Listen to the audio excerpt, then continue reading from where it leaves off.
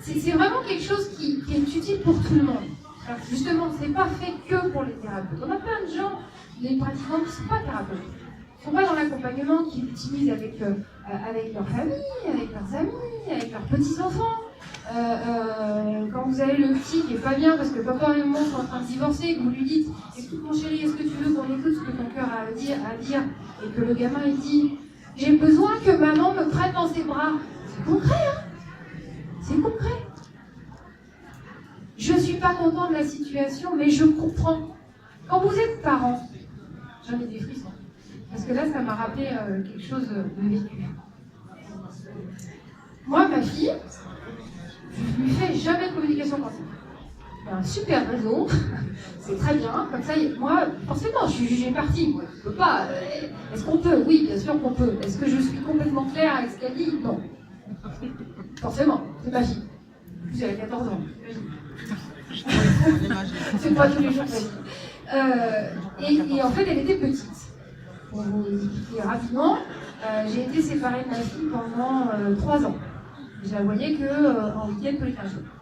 Séparée 1h30 de route l'une de l'autre.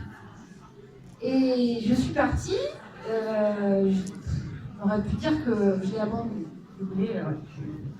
J'ai changé de vie. Et dans l'histoire, j'ai pas réussi à amener ma fille avec moi parce qu'il y a un juge qui a dit que non, c'est avec un âge, ils sont pas mal. Bon, voilà, c'était son expérience à lui et la mienne. Et on s'en est pas sorti. Toujours est-il qu'à un moment donné, je me suis dit quand même, peut-être qu'elle a besoin d'un humain quand même, elle a peut-être besoin de parler à quelqu'un. Elle a besoin de dire ce qu'elle ressent. Et donc, elle fait une communication quantique avec les classes. Et les enfants, ils ont le choix. Hein. Ils sont pas obligés de montrer leur communication quantique à leurs parents. Hein. Moi, je les oblige pas. C'est aussi leur jardin secret. C'est des êtres à part entière. Hein. Pas parce qu'ils ont une plateforme, c'est du tout. Et ma fille décide de me montrer le texte. Et en fait, elle dit, c'est difficile. Maman me manque et je comprends. Elle a besoin de ça pour changer. Et grâce à ça, notre vie va changer. Waouh! Là, je vous avouerai que mon monde s'écroule, hein, parce que ce qui s'est écroulé, surtout, c'est ma culpabilité. Et non, ça m'a libérée. Hein. Je me suis dit, mais en fait, ça va, quoi. Bon, c'est sûr que je lui manque, c'est impossible de me manquer, hein.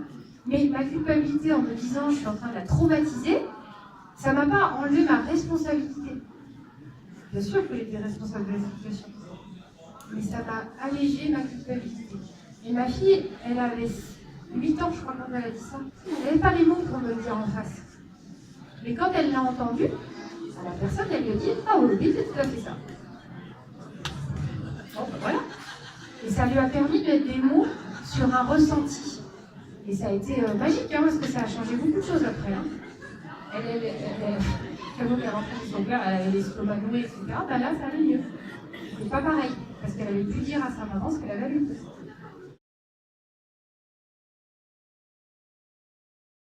C'est tellement simple. En fait, le truc, c'est que pourquoi on fait 2 jours en présentiel?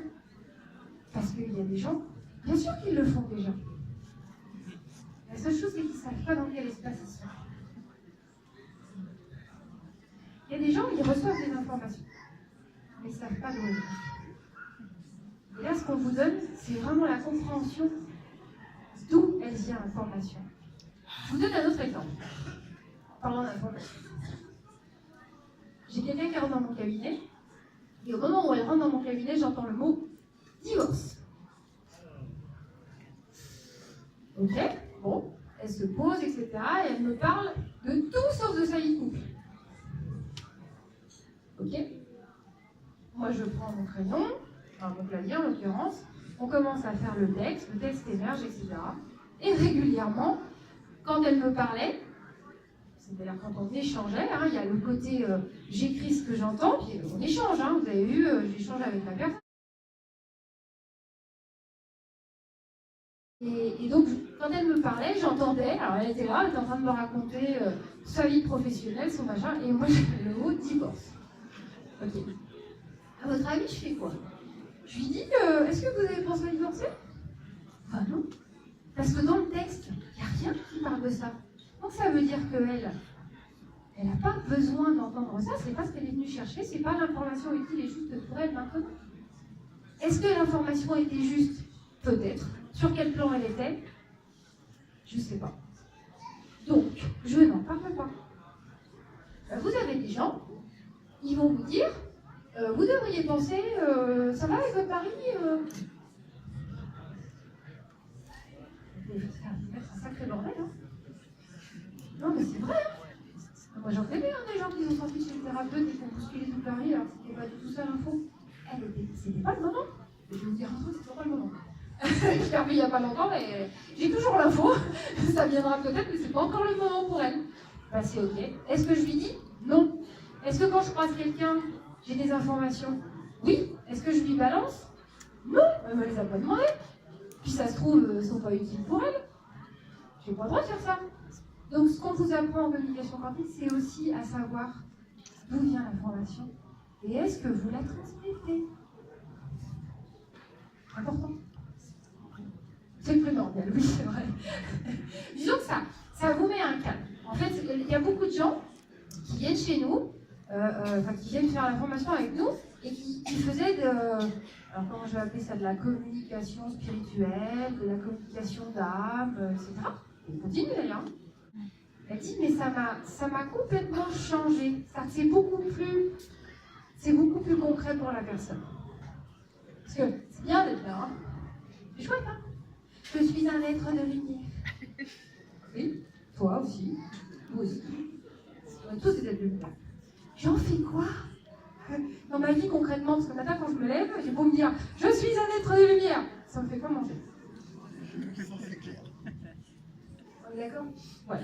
Donc la communication quantique, ça peut bien d'être là-haut, mais c'est bien en fait que ça rentre dans la matière. Parce que, hein, on est là. Et tous les jours, on se lève et tous les jours, on fait le choix d'être dans notre incarnation. C'est pour ça qu'on est là. Donc autant on va avoir des réponses concrètes.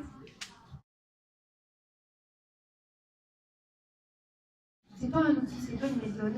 C'est juste une façon d'avoir accès à plus de conscience. Donc c'est faire le choix en conscience. On a un accompagnant qui un jour me téléphone, il me dit écoute voilà, est-ce que tu peux me faire une communication quantique parce que j'hésite, là j'ai trois possibilités de travail. Je ne sais pas lequel choisir. Ok. Dis, est-ce que tu peux me dire lequel est le mieux? Non. Parce qu'en communication quantique, la réponse oui non n'existe pas. C'est pas entendu. Hein. Donc je lui dis écoute, si tu veux, ce que je te propose, c'est qu'on va poser chaque boulot. Donc dis-moi un peu, c'est où, parce que le lieu était important, 3 lieux différents. Ok, d'accord. Et puis je lui dis écoute celui-là, alors voilà ce que tu dis. Tu dis que celui-là, oui, il est pas mal, mais que c'est quelque chose que tu as déjà fait, donc peut-être que c'est pas une grande ouverture pour toi. Ce qu'il disait. Souvent, en communication quantique, on apprend à parler au jeu. Hein. La personne qui écrit, vous avez vu, hein, dans les listes, je choisis de, je dois. C'est la personne qui se parle à elle. C'est pas moi qui lui dis ça. C'est pas tu. Hein. Et puis le deuxième boulot, c'était oh c'est trop loin, j'ai pas envie de partir aussi loin, etc. Et puis le deuxième, le troisième, je sais plus quoi. Et je lui dis écoute, là maintenant tu as les 3 options. Tu fais quoi? Fais ton choix. Parce que ça peut t'accompagner, ça peut t'aider à faire ton choix, mais ça ne va pas dire il faut que tu fasses ça. Là, en l'occurrence, il y a les 3 options. Les 3 étaient bien. Mais c'était juste qu'il y avait 3 options avec des points positifs sur certaines choses et des points négatifs sur d'autres choses. Ça l'a permis de faire son choix. Elle dit ouais, c'est vrai. En fait, quand j'ai réfléchi, cette option-là, c'est celle que je veux le plus. Et avec ce qui sort dans le texte, ça me confirme que c'est bien pour moi. Les 3 étaient bien. Ça met blanc. Je fais ça. Et puis, on rend sa responsabilité à chacun. Donc, est-ce qu'on revient sur des choses qu'on a déjà travaillées? Oui, bien sûr. Parce qu'on les regarde sous un autre angle. On les voit différemment. L'autre jour, j'avais une amie dans le groupe qui est canadienne, suite à la formation qu'on est venu au Canada. Et on aime bien faire des petites expériences. Donc, quand on fait des intervisions, en fait, on se met tous sur Internet Et puis, je m'amuse. Alors je leur dis, bon, alors aujourd'hui, on va tous travailler sur une personne. Donc on fait tous une communication quantique sur la question de la personne. Super rigolo. Ce qui est génial, c'est que toutes les informations sont justes. Parfois, elles sont même identiques. Parfois, il y a des petites nuances. Et alors, au fur et à mesure où on pratique, on a une information qui est de plus en plus globale. On avait quelqu'un qui avait un problème au niveau des... non, il y avait un problème au niveau des yeux. Et il avait très mal aux yeux. Et donc, je prends mon crayon et puis je commence à... Et moi, je vois les cervicales. Je dis, ça va, t'as pas mal. Parce que là, ce que tu dis, c'est j'allais voir l'ostéopathe. J'ai mal aux cervicales. Elle a été allée voir l'ostéopathe. Elle a plus mal aux yeux. Information type